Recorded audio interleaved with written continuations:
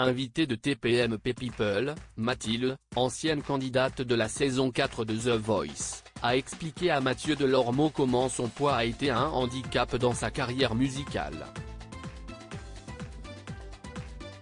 Mathieu Delormeau a choisi de consacrer son débat du jour dans TPMP People à la grossophobie dans le milieu artistique. Pour échanger sur le sujet, il a convié en plateau le chanteur Olympe, finaliste de The Voice, qui a évoqué à de nombreuses reprises les remarques sur son physique dont il a été victime, Diana, qui a participé à l'Île de la Tentation et aux Anges de la télé-réalité, et Mathilde, une candidate qui avait tenté sa chance lors de la saison 4 de The Voice et rejoint l'équipe de Zazie. Elle avait été éliminée à l'issue du premier prime. Celle-ci a livré un témoignage accablant sur la manière dont son apparence a joué sur sa carrière musicale. La candidate partage les insultes qu'elle a reçues après son premier passage dans The Voice. C'est en faisant The Voice que j'ai découvert que j'étais grosse, a-t-elle expliqué. Mathilde a ensuite partagé les commentaires qu'elle avait reçus après sa première prestation dans le télécrochet de TF1. Le premier commentaire Twitter: je passe à la télé, CST, quand je te vois, j'ai envie de vomir. Ce à quoi j'ai répondu: ben vomi, a-t-elle raconté. Mais CST à partir de là, où je me suis dit, ah oui, CST vrai, pour les gens, je suis grosse. Mais pour moi, je ne suis pas grosse. Je suis le niveau 0, il y a plus gros que moi et il y a plus mince que moi, a-t-elle expliqué. À la demande de Mathieu Delormeau, la candidate de The Voice a ensuite évoqué ses relations chaotiques avec sa maison de disques à cause de son poids. Tu veux que je te dise la vérité, Mathieu?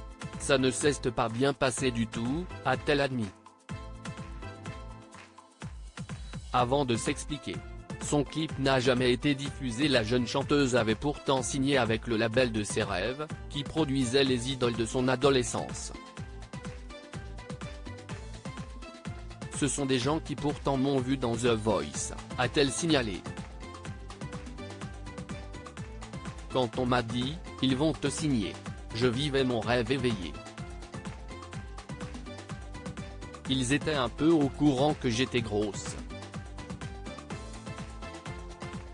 Et au fur et à mesure, ils se sont dit, on va faire un clip, etc.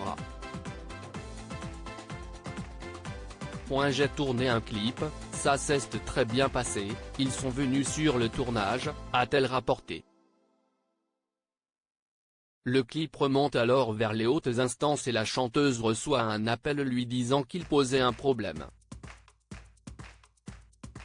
Elles ont estimé qu'il était gênant. Il faut savoir que je suis en body entouré de tissu noir, a-t-elle précisé. Il me regarde en disant, si est-ce très gênant, Mathilde. On ne peut pas sortir ça pour ton image. Nous, on a été hyper choqués. Limite, il disait que c'était dégoûtant, a-t-elle poursuivi.